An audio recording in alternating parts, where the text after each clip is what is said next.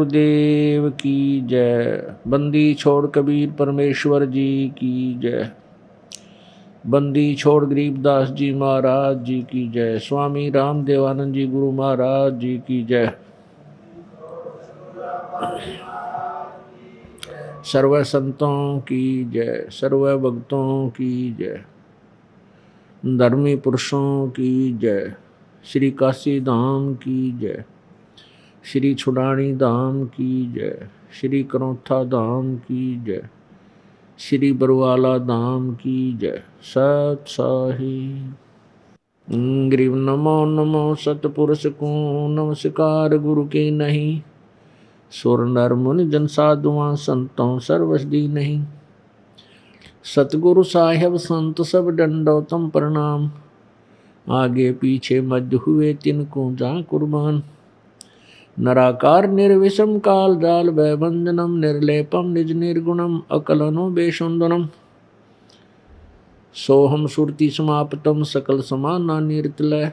उज्ज्वल हिरंबर हरदमम बेपरवा अथा है। मुआर पार नहीं मज्जतम। गरीब जो सुमर सिद्ध होई गणनायक गलताना। करो अनुग्रह सोई पारस पद परवाना। आदि गणेश मनाऊं गणनायक देवन देवा।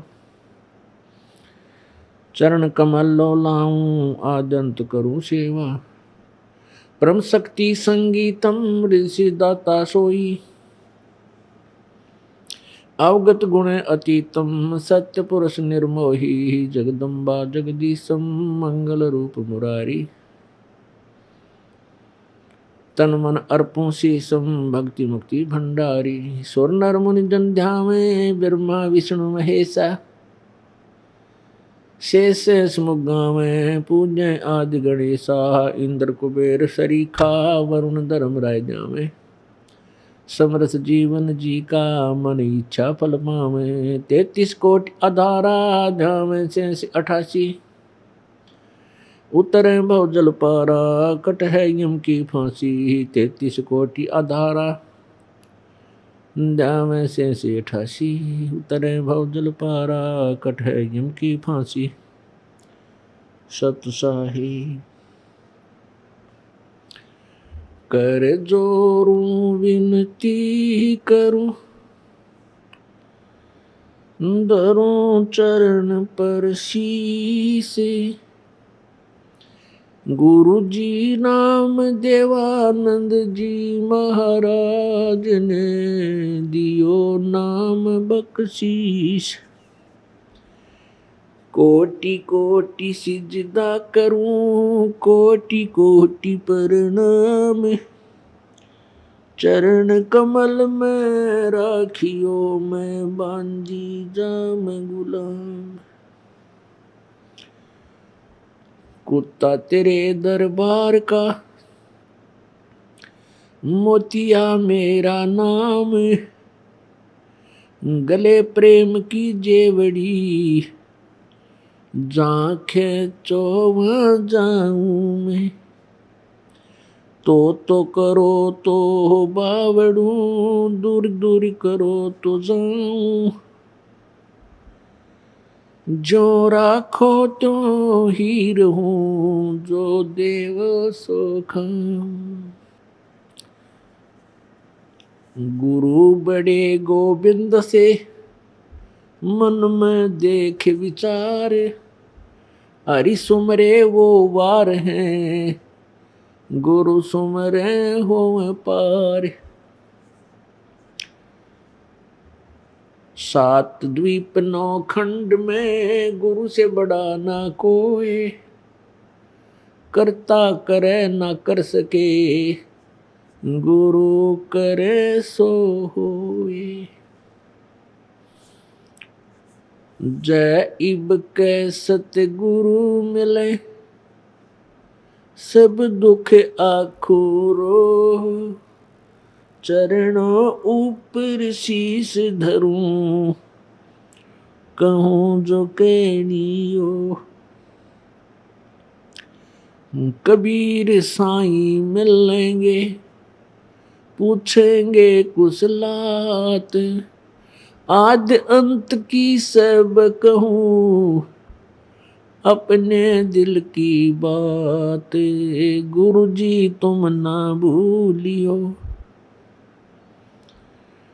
चाहे लाख लोग मिल जाएं, हमसे तुमको बहुत है, तुमसे हमको नाई, तुमरे विसारे क्या बने, मैं किसकी शरण में जाऊं। शिव वृंच मुनि नारदा, तिनके हृदय न समाऊं, अवगुण किए तो बहुत किए, करत न मानी हारे, बावे बंदा बख्श दियो, बावे गर्दन उतारे। अवगुण मेरे बाप जी, बख्शो गरीब निवाजी, जो मैं पूत कपूत हूँ, बोहर पिता को लाजे। मैं अपराधी जन्म का, नक्शक भरे विकार, तुम दाता दुख भंजना, मेरी करो संभार। लूट सको तो लूटियो, कबीर लूट सको तो लूटियो, राम नाम के लूटे, पीछे फिर पछताओगे, प्राण जहांगे छूट। नहीं भरोसा देह का, विनस जावे छिन माही, श्वास उश्वास में नाम जपो हो, और यतन कछु नाही। श्वास उश्वास में नाम जपो, व्यर्था श्वास मत खो, ना जाने इस श्वास को हो, आवन हो कि न हो।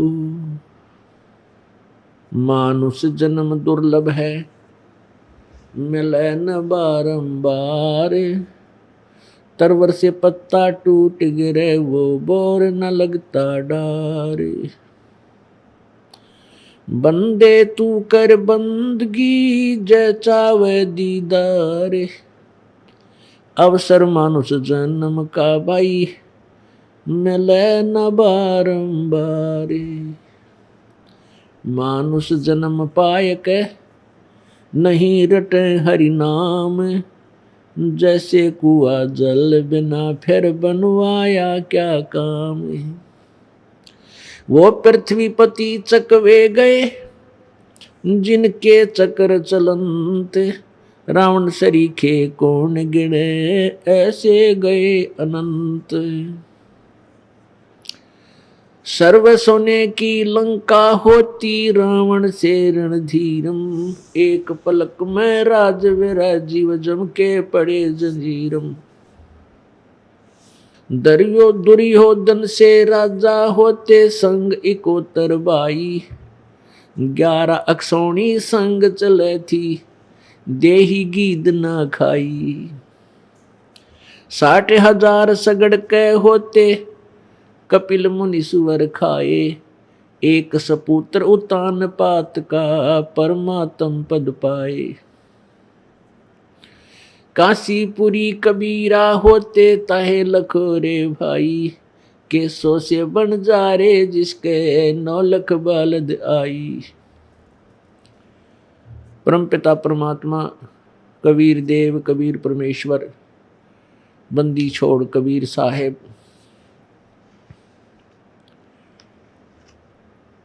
ये पूर्ण परमेश्वर हैं, सर्व सृष्टि रचनहार हैं। अनंत कोट ब्रह्मांड का, एक रति नहीं भार, सतगुरु पुरुष कबीर हैं, ये कुल के सिरजनहार। ये वही परमात्मा है जो बनारस में जुलाहा रूप में 120 वर्ष रहकर सहशरीर आए थे, सहशरीर चले गए। उस परमेश्वर को ना पहचान कर हम अभी तक सब मानव समाज परमात्मा से वंचित रहा, काल के जाल में फंसा हुआ है। परमात्मा को न पहचानने का कारण रहा है ये अज्ञानी संत, ऋषि, महर्षि, जिनको अपने सदग्रंथों का यथार्थ ज्ञान नहीं था।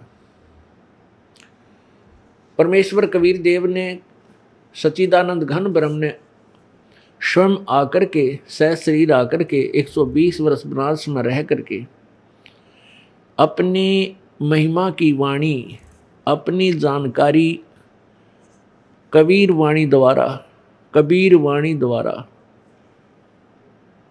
हमें प्रदान की। और बुद्धिमान जो परमात्मा को पहचाना जिस महान आत्मा ने, उसने उसको लिपिबद्ध किया। लेकिन हम उस वाणी को पहचान नहीं सके। हमारे को उस वाणी को पहचानने नहीं दिया इन नकली संतों, ऋषियों ने। ये कहकर हमें बहकाते रहे कि कबीर एक अशिक्षित व्यक्ति है, ये वेदों और गीता जी के विषय में नहीं जान सकता, क्योंकि पवित्र चारों वेद, पवित्र गीता जी, पवित्र पुराण, ये सभी संस्कृत भाषा के अंदर लिपिबद्ध थे।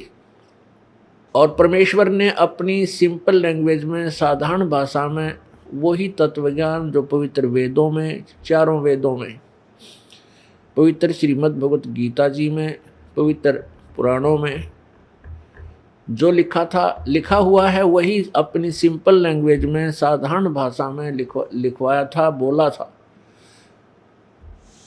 इसलिए कि वो जनसाधारण भी इस तत्व ज्ञान से परिचित हो सके। लेकिन काल से प्रेरित उन नकली संतों, ऋषियों, काल के दूतों ने परमात्मा की वाणी को रिजेक्ट करवा दिया, हमारे हृदय से उतार दिया कि इसके अंदर वेदों और गीता के विरुद्ध ज्ञान दिया हुआ है, पुराणों के विपरीत ज्ञान है। तो हमने उस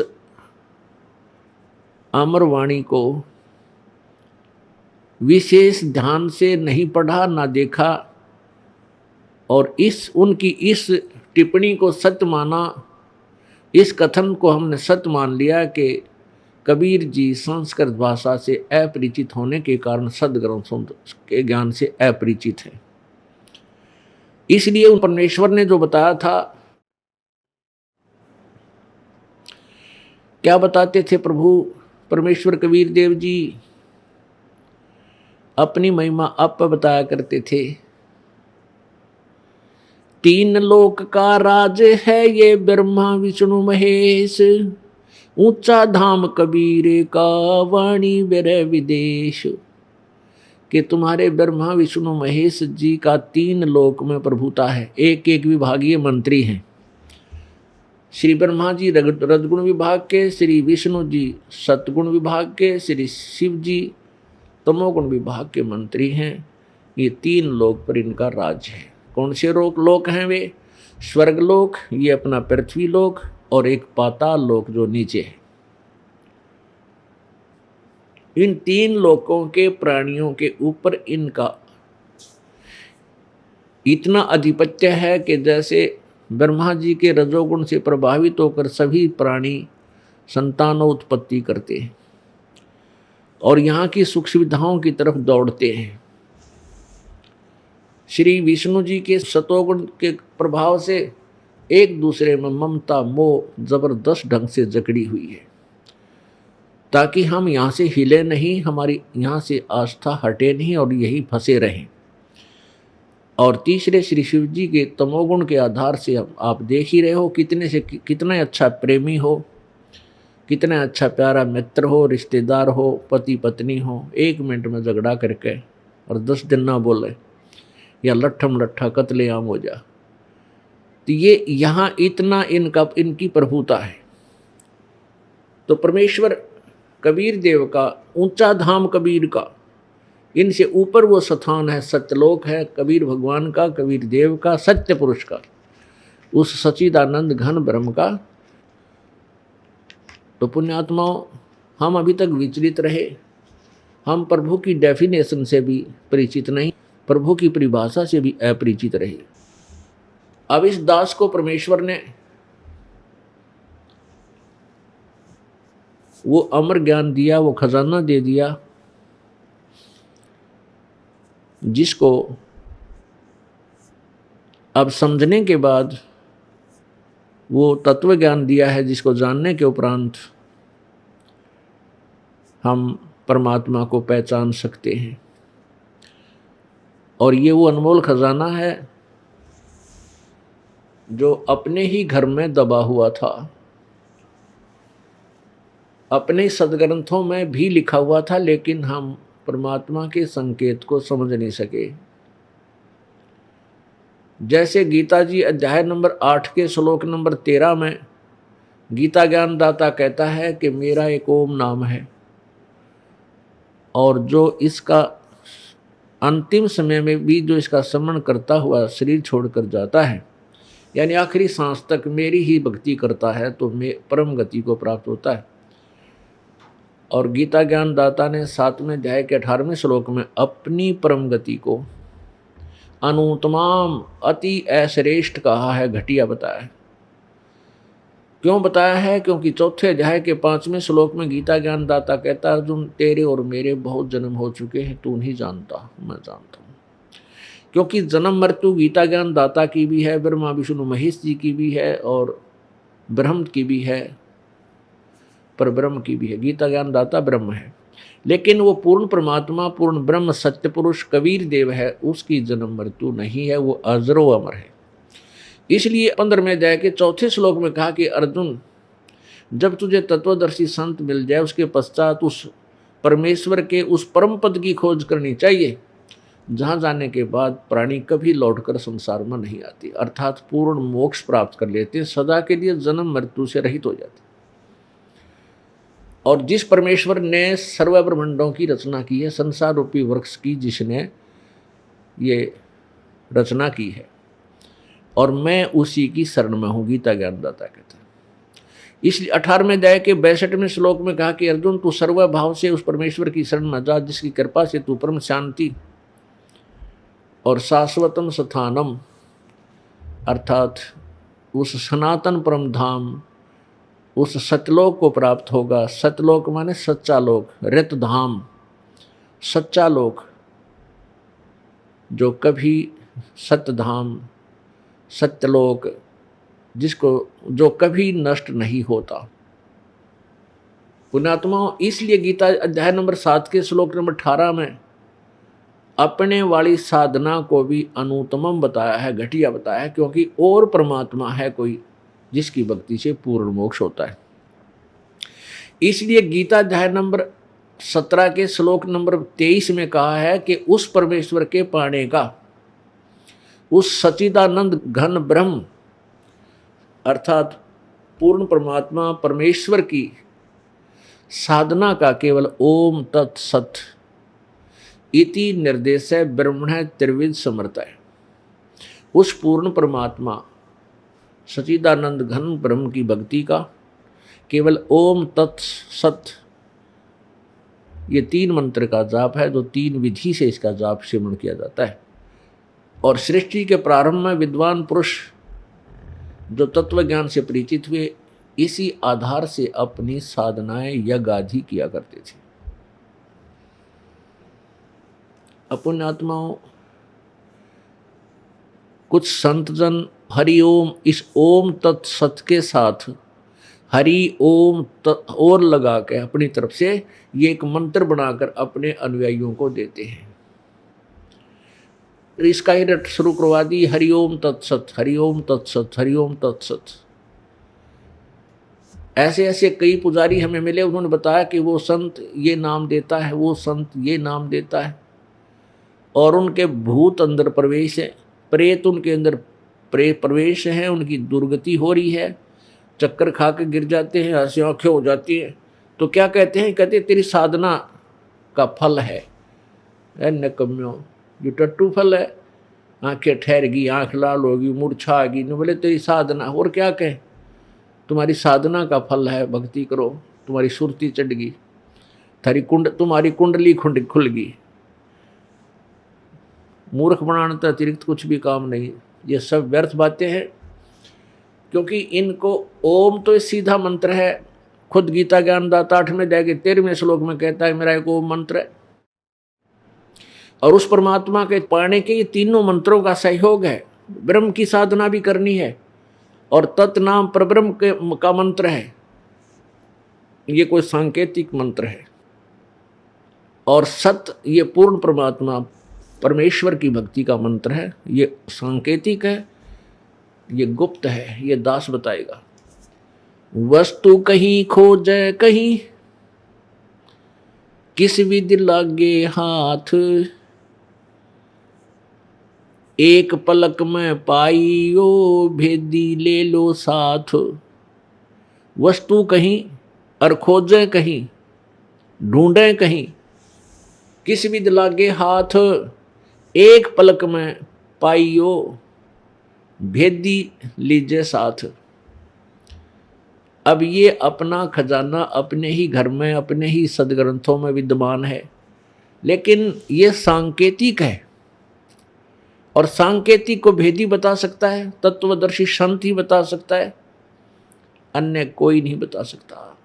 तत्वदर्शी संत स्वयं परमेश्वर बनकर आए थे। कबीर देव जी आज से लगभग 600 वर्ष पहले बनारस में, काशी में 120 वर्ष रहे। तब उन्होंने ये तत्व ज्ञान अपनी अमृतवाणी कबीर वाणी में लिखा था। सच्चिदानंद घन की वाणी में पूरा विस्तार से लिखा, और उसको हम नहीं समझ सके, कबीर पंथी भी नहीं समझ सके। पता नहीं क्या के क्या नाम देते हैं, पता नहीं क्या व्याख्या करते हैं। और दूसरे तो जो कबीर पंथी नहीं है, वो तो कबीर जी की वाणी को समझ ही क्या सकते हैं, वो तो है ही अलग से, उनकी लाइन ही दूसरी है।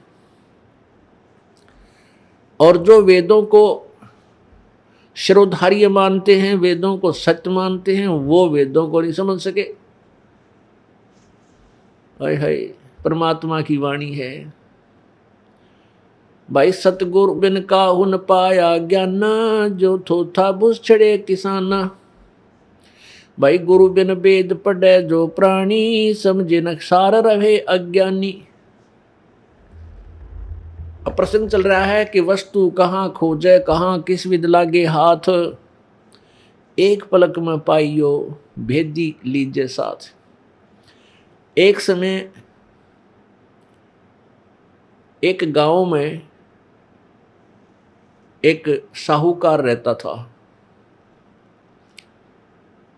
और उस साहूकार ने अपना धन अपने ही जमीन में, अपने ही बाउंड्री में दबा रखा था, अपने घर में ही नीचे गहरा दबा रखा था।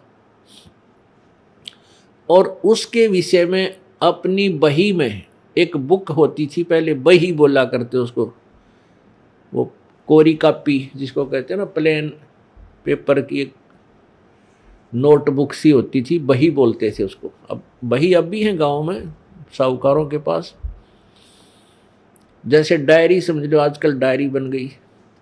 तो उस बही में लिख रखा था कि धन मैंने ऐसे ऐसे दबा रखे। अपने पुत्रों को कहा करता, बेटा मेरी मृत्यु के बाद चिंता मत करियो, मैंने धन बहुत दाब रखा है, और इस नोटबुक में लिख रखा है, वही में, और उसको समझकर प्राप्त कर लियो। अब समय आ गया, उसके पिताजी की मृत्यु होगी। मृत्यु होने के बाद पिताजी का अंतिम संस्कार करने के उपरांत उन बच्चों ने सोचा भी पिताजी ने बही में लिख रखा था, वो धन बहुत है, देखते हैं। उस बही में लिखा हुआ था, उस नोटबुक में लिखा था कि कोई भी महीना लीजिए कि जेठ उतरते की चतुर्दशी की रात्रि के 12 बजे इतना धन मंदिर के गुंबद में दबा रखे। क्या लिख रखा था कि जेठ उतरते की चतुर्दशी यानी चांदनी रात, चांदनी चतुर्दशी सुदी, जिसमें रात्रि में चंद्रमा निकलता है। रात्रि के 12 बजे और मंदिर के गुम्बज में इतना पैसा दबा रखा है। उस साहूकार ने अपने ही आंगन में एक मंदिर बनवा रखा था और उस मंदिर का ऊपर गुम्बज बना हुआ था, पूजा करते थे उसमें। तो उनके पुत्रों ने बही को पढ़ा, उस नोटबुक में लेख पढ़ा और रात्रि के समय 12 बजे वो मंदिर का गुम्बज फोड़ दिया, कि इसमें धन दाब रखा पिताजी। तो वो धन उसमें था नहीं, वो मंदिर फोड़ दिया, गुम्बज फोड़ दिया, पैसा पाया नहीं। अब बड़े हताश हुए और गांव वाले कहने लगे, रहे निकम्यों, तुम्हारे पिताजी ने तो ऐसा बढ़िया मंदिर बनवाया था, नास्तिको तुमने क्यों तोड़ दिया मंदिर। अब न्यू क्यों बताओगे, इसमें पैसे दाब रखे मेरे पिताजी ने। कहने लगे, जी बढ़िया बनावाएंगे इसको, मेरे पिताजी कह के गए थे बेटा इसको अच्छा बनवाना। गांव वाले शांत हुए। फिर उन बच्चों को बड़ा दुख हुआ कि पिताजी ने तो झूठ बोल दिया, जहां लिखा था वो पैसा वहां मिला नहीं। दोनों बड़े क्षुब्ध हुए, पिताजी को उलाने देने लगे कि पिताजी झूठ बोलते थे, झूठे थे। एक दिन उनका चाचा जी आ गया, कोई नाते में उनके पिता का मित्र था, वो वहाँ आ गया। उनसे जब कुशल मंगल होने के बाद पूछा कि अंकल जी मेरे पिताजी तो बहुत झूठे आदमी थे, न्यू क्या करते, हमारे पास घना धन है बेटा और हमने दबा रखा है, और पिताजी का जहाँ उन्होंने लिखा था वो धन मिला नहीं हमने, पिताजी झूठ बोल गए। तो उनका अंकल जो था, उनके पिताजी का मित्र, वो कहने लगा, भाई वो नोटबुक मुझे दिखाओ, वो बही मुझे दिखाओ। उसने पढ़ कर देखा कि जेठ उतरते की चतुर्दशी यानी सुदी चतुर्दशी 14 और रात्रि के 12 बजे मंदिर के गुम्बज में इतना धन दाब रखा। तो वो समझ गया तुरंत, कहने लगा, बेटा यो मंदिर का गुम्बज उतना ही बनाओ, वैसा ही बनाओ, बड़ा छोटा मत करियो, और धन बताऊंगा मैं तुम्हारे को। और उसमें 1 महीना शेष था, वह जेठ उतरते की 14 में, और 1 महीने के बाद आऊंगा मैं जेठ उतरते की 14 में, ये मंदिर तैयार कर दो। इतने उन्होंने मंदिर तैयार कर दिया, वो गुम्बज न्यू का न्यू।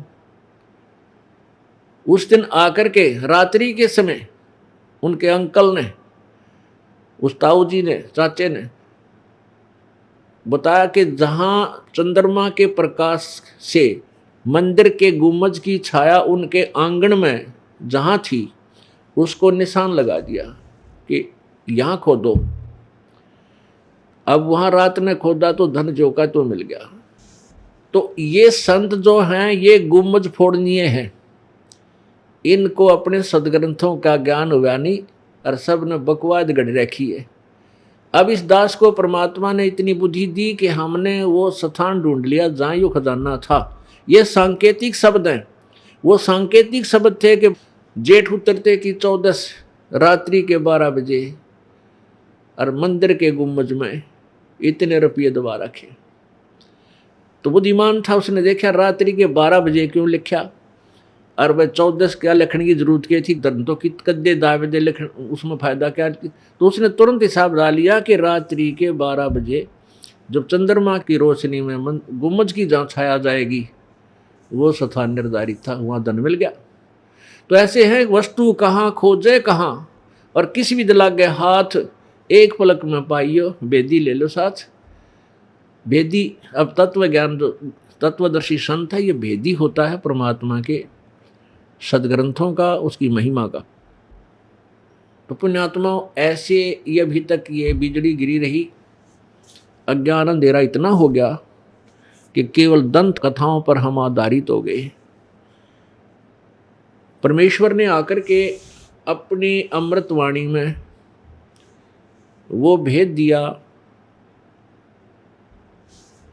जिसको आज तक न कोई कबीरपंथी समझ सके और दूसरों को तो कहें क्या। तो पुण्यात्माओं, अब शुभ अवसर आ गया है। परमपिता परमात्मा, सारी सृष्टि के रचनहार, कुल मालिक कबीर देव, कबीर प्रभु अपने तत्वज्ञान को आप ही बताया करते थे। आप पे आरती आप पे साजे, आप पे किंगर आप पे बाजे, आप पे ताल झान झनकारा, आप नचे आप देखण हारा, कह कबीर ऐसी आरती गाऊं, आप माए आप समाऊं। परमेश्वर ने आप ही यहां तत्वदर्शी संत की भूमिका करनी पड़ी और स्वयं ही एक दास की भूमिका की और स्वयं ही जगत गुरु जी का रोल किया और स्वयं ही एक नेक इंसान यानी एक अच्छे नागरिक का रोल किया। पुण्यात्माओं, परमात्मा हमें उदाहरण देकर गए हैं कि यदि तुमने परमात्मा पाना है, परमात्मा कहते थे जैसे मैं अपनी दिनचर्या बनाए हुए हूं ऐसे ही आपने बनानी है। उस समय की धारणा थी जाति पाति छुआछूत चरम सीमा पर थी और उस समय के व्यक्ति यही मानते थे कि परमात्मा की भक्ति करना और परमात्मा का ज्ञान प्राप्त करना केवल एक ब्राह्मण वर्ग को ही अधिकार है और वही परमात्मा पा सकते और अन्य वर्ग प्रभु प्राप्ति नहीं कर सकता, ऐसी धारणा बनी हुई थी। तो परमेश्वर ने आकर के अपनी लीला एक शूद्र वर्ण में, जैसे अपने 4 वर्ण हैं ब्राह्मण क्षत्रिय वैश्य और शूद्र, तो परमात्मा शूद्र वर्ण में आए और जुल्हे की भूमिका की। और जुल्हा भी इतना गरीब, हैंड टू माउथ, यानी इतनी दारिद्री, इतनी गरीबी कि प्रतिदिन कपड़ा बुने, 2-4 दिन में जितना बन जाए उसको, उसकी जो कमाई आवे थी, उसकी बुनाई आवे थी पैसे की, उससे अपना गुजारा करते थे और भगवान भजते थे। वो हमें एक शिक्षा देकर गए हैं कि बच्चों, परमात्मा पाने के लिए जाति मजहब का लक्ष्य नहीं है। परमात्मा पाने के लिए आत्मा निर्मल हो, विकार रहित हो, बीड़ी शराब मांस तम्बाकू आदि ये त्यागनी पड़ेंगी, चोरी ठगी बकवाद, और पूर्ण गुरु हो और सच्ची लगन से भक्ति करो। गरीब हो चाहे अमीर, रंग है चाहे राजा, किसी भी वर्ण का व्यक्ति है, चाहे ब्राह्मण है, चाहे अक्षत्रिय है, चाहे वैश्य है, चाहे शूद्र है, यदि उसको तत्वदर्शी संत मिल जाता है, भक्ति सत्य करता है, बुराइयों से दूर रहता है, तो परमात्मा प्राप्ति निश्चय होगी। इसी अंधेरे को हटाने के लिए परमेश्वर सतलोक से चलकर सहशरीर बनारस में एक कमल के फूल पर नवजात शिशु का रूप धारण करके प्रकट हुए थे। परमात्मा एक जीवन में, एक समय में, एक युग में ऐसे एक लीला भी करते हैं। वो एक बालक रूप में प्रकट होते हैं, फिर धीरे धीरे बड़े होते हैं। वो किसी माँ से जन्म नहीं लेते, क्योंकि परमात्मा स्वयंभू है, परिभू है। वो शुक्रम अकायम ऐसनाविरम, उस परमात्मा का शरीर शुक्र यानी माता पिता के योग से बना हुआ नहीं होता, बीज से नहीं बनता, शुक्र से नहीं बनता। शुक्र अकायम, शुक्रम अकायम, माता पिता के योग से बनी हुई काया रहित। ऐसनाविरम, उस परमेश्वर के शरीर में नाड़ी आदि का यंत्र तंत्र नहीं है, नाड़ी तंत्र नहीं है, बगैर नाड़ी आदि का शरीर है, तेज पुंज का है, नूरी शरीर है, एक तत्व से बना हुआ है। वो परमेश्वर कबीर मनीषी स्वयंभू परिभू, परिभू माने सबसे पहले वाला, प्रभु, परिभू सबसे पहले वाला मालिक, और स्वयंभू यानी वो उसका कोई उत्पत्ति करता नहीं है, स्वयंभू है, वो अपने आप मालिक है। यजुर्वेद अध्याय नंबर 40 का श्लोक मंत्र नंबर 8 में ये वर्णन है जो दास आपको बता रहा है। और वो परमात्मा ऐसे प्रकट होकर के अपनी अमृतवाणी को सुनाता है। यजुर्वेद अध्याय नंबर 5 के श्लोक नंबर 1 में कहा है, अग्ने तनुरसी विष्णुवे त्वा सोमस्य तनुरसी। वो परमात्मा सशरीर है, उस परमेश्वर का सबके पालन करने के उद्देश्य से, सबका पालन करने के लिए, यानी जैसे गीता जी अध्याय नंबर 15 के श्लोक नंबर 16-17 में 3 भगवान बताए, 3 प्रभु बताए, एक तो क्षर पुरुष, एक अक्षर पुरुष 16वें श्लोक में, और ये दोनों नासवान बताए। फिर गीता जी के 15वें अध्याय के 17वें श्लोक में कहा है कि उत्तम पुरुष है तू अन्य, जो श्रेष्ठ भगवान है, सही परमात्मा है, वो तो ऊपर वाले क्षर पुरुष और अक्षर पुरुष से कोई और है। परमात्मा इति उदाहरत है, जिसको भगवान कहते हैं, परमात्मा कहते हैं। और यह लोक त्रयम् आविश्य विभर्ति अवैश्वर है, वही तीनों लोकों में प्रवेश करके सबका धारण पोषण करता, वो अविनाशी परमात्मा है, परमेश्वर है। अब यहां वही प्रश्न आ जाता है कि वो परमात्मा विष्णुवे तवा सोमस्य तनुरसी, विष्णुवे माने तीनों लोकों में प्रवेश करके सबका धारण पोषण करने के लिए भी उस परमेश्वर का अन्य शरीर है। तो पुण्यात्मा परमात्मा सशरीर है। और ये अनाड़ी अज्ञानी ऋषि महर्षि संत अभी तक प्रभु को निराकार बताते हैं, जबकि हमारे वेद, हमारे सद्ग्रंथ इस बात की गवाही देते हैं कि परमात्मा सशरीर है।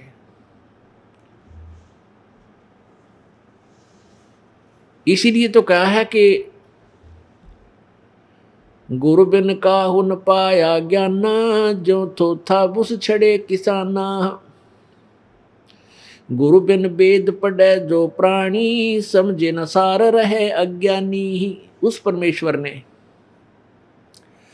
अपने महिमा के ग्रंथों का, जैसे चारों वेद भी परमेश्वर की महिमा ही गाते हैं कबीर जी की।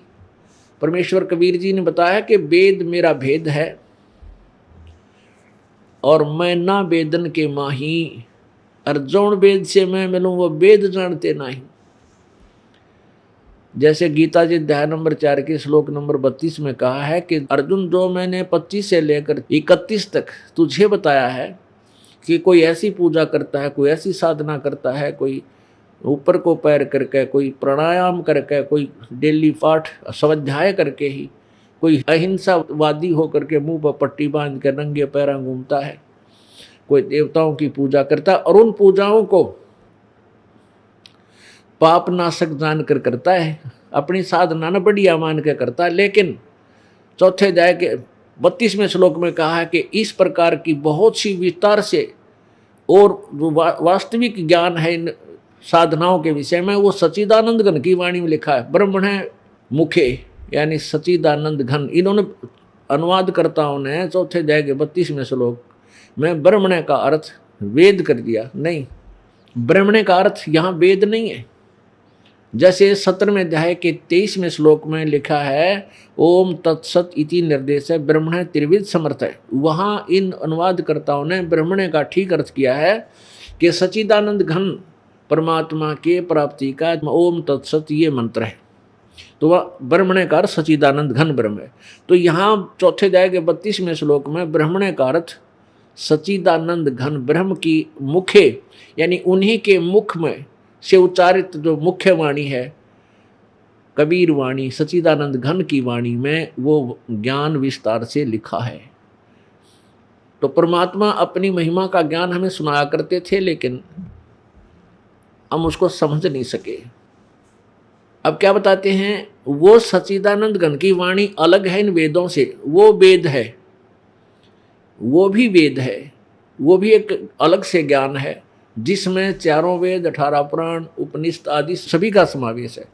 तो कबीर परमात्मा ने कहा कि वेद मेरा भेद है, ये तुम्हारे चारों वेद जो हैं मेरे ही विषय में जानकारी देते हैं। परंतु मैं ना वेदन के माही, अर्थात मैं इन वेदों में वर्णित विधि से मेरी प्राप्ति नहीं है, क्योंकि इसमें क्लियर नहीं है, मेरे पाने की विधि स्पष्ट नहीं है। केवल ब्रह्म तक की साधना क्लियर लिखी है कि ब्रह्म का ओम जाप है। और जौन वेद से मैं मिलूं वो वेद जानते ना। गीता जी के चौथे अध्याय के 32वें श्लोक में कहा है कि इस प्रकार की बहुत से यज्ञ विस्तार से सच्चिदानंद घन की वाणी में विस्तार से लिखे हैं, और उनको जानकर ये पूर्ण रूप से प्राणी मोक्ष प्राप्त कर लेता है। चौथे अध्याय के 34वें श्लोक में कहा है कि अर्जुन, उस तत्व ज्ञान को, सच्चिदानंद घन की वाणी को किसी तत्वदर्शी संत के पास जाकर समझ, उनको दंडवत प्रणाम करने से, कपट छोड़कर प्रश्न करने से वो तत्वदर्शी संत तुझे परमेश्वर के बारे में यथार्थ जानकारी देंगे। इसी से दुहा कि गीता ज्ञान से अन्य कोई और ज्ञान है जो गीता ज्ञान दाता अपरिचित है, और उसको बताने वाला भी कोई तत्वदर्शी संत है। वो तत्वदर्शी संत की पहचान 15वें अध्याय के गीता जी के प्रथम श्लोक में कहा कि ऊपर को जड़ और नीचे को तीनों गुण रूपी रजगुण ब्रह्मा सतगुण विष्णु तमगुण शिवजी रूपी शाखाओं का ये उल्टा लटका हुआ संसार रूपी वृक्ष है। और जो संत इसको जड़ से लेकर पत्तों तक सभी अंगों सहित जानता है, स वेदवित, वो वेद के तात्पर्य को समझने वाला, जानने वाला है, अर्थात वह तत्वदर्शी संत है। कबीर परमेश्वर स्वयं आकर के तत्वदर्शी संत की भूमिका की थी प्रभु ने। अक्षर पुरुष एक पेड़ है, निरंजन वा की डार, और तीनों देवा शाखा हैं, ये पात्र रूप संसार। ओए होए, परमेश्वर ने स्वयं आकर के अपनी महिमा अप बताई। अप आरती, अप साजे, अप किंगर, अप बाजे, अप ताल झांझ जनकारा, आप नचे आप देखन हारा। कह कबीर ऐसी आरती गाऊं, अप मध्य अप समाऊं। ये देखिएगा, ये संसार रूपी वृक्ष गीता जी अध्याय नंबर 15 के श्लोक नंबर 1 से 4 तक जो वर्णन है, और 15वें अध्याय के 16 और 17 में और 1 से 4 में जो वर्णन है, परमात्मा कबीर जी ने स्वयं बताया कि अक्षर पुरुष एक पेड़ है, निरंजन वा की डार, और तीनों देवा शाखा है, ये पात्र रूप संसार। गीता जी अध्याय नंबर 15 के श्लोक नंबर 1 में तत्वदर्शी संत की पहचान बताई है कि ऊपर को जड़ वाला, नीचे को तीनों गुण रूपी शाखा वाला, ये उल्टा लटका हुआ संसार रूपी वृक्ष है, जिसकी ऊपर न जड़ है, नीचे को शाखाएं हैं। और जो संत सभी शाखाओं सहित कौन जड़ है, तना कौन भगवान है, डार कौन परमात्मा है, शाखा कौन भगवान है, और पत्ता क्या है, जो इनके विषय में जानता, सवेदवित, वो तत्वदर्शी संत है, वह वेद के तात्पर्य को जानने वाला है। वेदों का सही रहस्य वही जानता है। तो परमेश्वर ने स्वयं आकर बताया था, अक्षर पुरुष एक पेड़ है, और निरंजन वा की डार, और तीनों देवा शाखा है, ये पात्र रूप संसार। ये देखिएगा, ये संसार रूपी उल्टा लटका हुआ वृक्ष, ये एक संसार रूपी उल्टा लटका हुआ संसार रूपी वृक्ष समझो। ये जड़ है, ये सच्चिदानंद घन, ये पूर्ण परमात्मा तो समझो जड़ है, जो तीनों लोकों में प्रवेश करके सबका धारण पोषण करता है। ये तना है। अब परमात्मा ने यहाँ से आगे आगे का ज्ञान दिया है जानबूझकर, क्योंकि परमेश्वर ने कहा था कि धर्मदास 2 लाख दुहाई, यो मूल ज्ञान कहीं बार ना जाई। परमात्मा ने हमें सारा संकेत दिया, और फिर भी मूल ज्ञान को गुप्त ही रखने को कहा था। अक्षर पुरुष एक पेड़ है, जो जमीन से बाहर, पृथ्वी से बाहर जो वृक्ष दिखाई देता है उसको पेड़ बोलते हैं। उसके अंग कौन कौन से हैं? बाहर जो दृष्टिगोचर हैं, तना है, फिर मोटी डार, डार के फिर शाखाएं, और आगे पत्ते। तो परमात्मा ने कहा कि अक्षर पुरुष एक पेड़ है, जो तना है, ये एक पेड़ समझो, और जो तना है वो अक्षर पुरुष है, और डार जो है उसकी यो ज्योति निरंजन है, वो डार के फिर शाखाएं हैं, वो ब्रह्मा रजगुण ब्रह्मा सतगुण विष्णु तमगुण शिव जी हैं, और फिर आगे जो पत्ते हैं, पत्ता रूप संसार समझो। अब देखिएगा, ये तना जो है ये अक्षर पुरुष है। ये देखिएगा, तना जो है इसको अक्षर पुरुष समझो, पढ़ कर देखो। ये है अक्षर पुरुष, ये तना है अक्षर पुरुष अर्थात परब्रह्म। ये फिर डार है, इससे मोटी डार निकली, ये ब्रह्म या अक्षर पुरुष कहो, जो गीता जी अध्याय नंबर 15 के श्लोक नंबर 1 से 4 और गीता जी अध्याय नंबर 15 के 16-17 श्लोक में 16 में लिखा है क्षर पुरुष और अक्षर पुरुष। ये दो प्रभु हैं, पुरुष हैं, 2 भगवान हैं, लेकिन ये दोनों नाशवान हैं और इनके लोकों में जितने प्राणी हैं ये स्वयं भी नाशवान, इनके प्राणी भी नाशवान, जीव आत्मा नहीं मरती। ये अक्षर पुरुष तो ये पेड़ का तना समझो, और क्षर पुरुष मोटी डार समझो, और तीनों गुण रजगुण ब्रह्मा, सतगुण विष्णु, तमगुण शिवजी रूपी ये तीनों शाखाएं हैं, और पात रूप संसार। अब ये जड़ कौन है? ये पूर्ण ब्रह्म परमेश्वर परम अक्षर ब्रह्म, ये जड़ है, ये जड़ है, ये परम अक्षर ब्रह्म है। यहाँ से खुराक चलती है मूल से, और तना में आई, तना से डार में आई, डार से ब्रह्मा विष्णु महेश में आई, और आगे इन पत्तों को इन्हीं के माध्यम से प्राप्त हुई। अपने आत्मा परमेश्वर ने आकर के ही अपना वास्तविक ज्ञान हमें प्रदान किया। अपनी सच्चिदानंद घन की वाणी में, अर्थात कबीर वाणी में, परमेश्वर की वाणी में यह विद्यमान है। अब थोड़ी सी दृष्टि डालिएगा अपनी पवित्र गीता जी, जिसमें दास ने जो मौखिक बोल के आपके सुनाया है, अब उसको आपके रूबरू करना आवश्यक हो गया, क्योंकि ये ज्ञान ऐसा जटिल बन गया है। इन अज्ञानी ऋषियों और संतों ने, गुरुओं ने इसके विपरीत ज्ञान देकर के अज्ञान से रंग दिया जनता को। अब उस अज्ञान को हटाने के लिए, उस नकली पेंट को रिमूव करने के लिए रह रह कर रेग मारना पड़ता है, और फिर वो ओरिजिनल पेंट करना होगा, फिर वो कभी नहीं उतरेगा। अब ऐसा रंग है ये। अब दास ने ये पहले वाला रंग भी उतारना है और नया रंग पेंट भी करना है, पेंट नया ये लगाना है आपके। और उन्होंने क्या करना है, जो नकली हैं, झूठे, जो गलत ज्ञान को प्रचार करते हैं, उन्होंने उसी पुराने रंग पर, नकली पर पोचा मारना है, और वो चल रहा है। उस पुराने पेंट पर ही पेंट रंग मिलाना कोई ज़्यादा दिक्कत नहीं, लेकिन उसको उतारना फिर नए ढंग से सेट करना, ये बहुत डिफ़िकल्ट है, और ये करना आवश्यक है। इसके लिए आपको ये सदग्रंथ रूबरू कराने अति आवश्यक होगे, नहीं तो कोई ना सुने इन बातें ना, क्योंकि कदे सुनी को नहीं, ये ज्ञान कभी किसी ने सुनाया नहीं, तो हमने सच्चा ज्ञान तो झूठा लग रहा है, और उस झूठे को हम सत्य मान बैठे। तो उस असत्य को असत्य सिद्ध करना, और सत्य को सत्य सिद्ध करने के लिए हमें ढेर सारे प्रमाणों की प्रत्यक्ष आवश्यकता होगी। इसलिए ये दास आपको रह रह कर ये सत्य ग्रंथ सुना दिखा रहा है। नहीं तो मैं जैसे इस एक बार जब ये ज्ञान सबके हृदय में रंग जाएगा, फिर तो सीधी कथा सुनाया करेंगे परमात्मा की महिमा की, और आप गद गद हो जाया करोगे। अब मैं कथा सुनाऊंगा कबीर भगवान की, ऐसे ऐसे उन्होंने किया, किससे के पल्ले ना पड़े, झूठ बोला कबीर पंथी है, इसलिए अपने अपने भगवाना की सब महिमा गाते हैं। जैसे राम और श्री कृष्ण जी की महिमा कोई कहीं खड़ा होकर सुना दे, सब ने स्वीकार ये है, ऐसा ही है, ऐसा ही है। क्या सुनाया करते? ये अजरो अमर हैं, सर्वशक्तिमान है, सर्वेश्वर हैं, महेश्वर हैं, इनके कोई माता पिता नहीं, सब ब्रह्मांडों के रचने वाले, यही कुल के मालिक हैं। तो इस असत्य को हजारों बार सुनने से हमने इसको सत्य मान लिया था, जबकि ये ब्रह्मा विष्णु महेश कहते हैं हम तो नासवान हैं, इनकी अपनी जीवनी में लिखा है।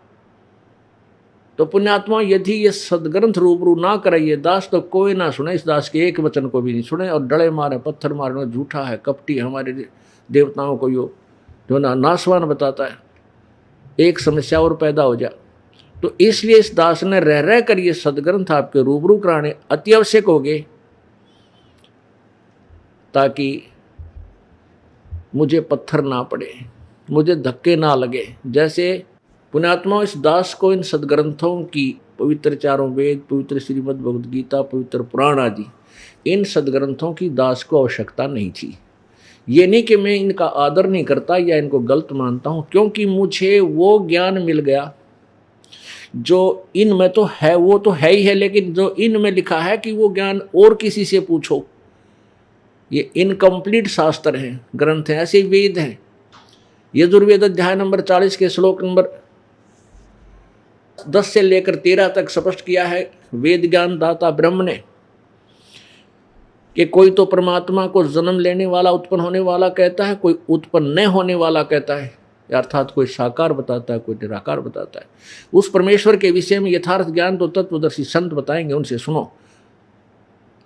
इससे सिद्ध है कि वेद ज्ञान कंप्लीट नहीं है और गलत नहीं है। तो इस दास को वो सच्चिदानंद घन की वाणी मिल गई थी जिसमें इस सभी सदग्रंथों का समावेश है। इनकी आवश्यकता ही नहीं रहती जब हमें कबीर वाणी का सही ज्ञान हो जाएगा। तो इसलिए ये बुरे नहीं है, लेकिन मुझे आवश्यकता नहीं थी, इसीलिए दास ने सबसे पहले उन्हीं के आधार से गांव-गांव में प्रचार किया। तो उसका रिजल्ट अच्छा नहीं आया। क्यों नहीं आया? क्योंकि कुछ व्यक्ति ये कहते थे कि झूठ बोलता है, कबीर भगवान नहीं है, ब्रह्मा विष्णु महेश नासवान नहीं है, ये अजरो अमर है, सर्वेश्वर हैं, महेश्वर हैं। तो गांव-गांव में भी हमारे पत्थर लगने लगे। फिर दास ने क्या किया कि एक आश्रम की स्थापना इन भक्तों ने मिल करके सोचा कि कोई ऐसा स्थान नियुक्त किया जाए जहाँ पर बैठकर हम सब सामूहिक ढंग से सत्संग सुन सकें। गांव करोथा, जिला रोहतक में एक ज़मीन का टुकड़ा भक्तों ने लिया, वहाँ एक आश्रम की स्थापना की।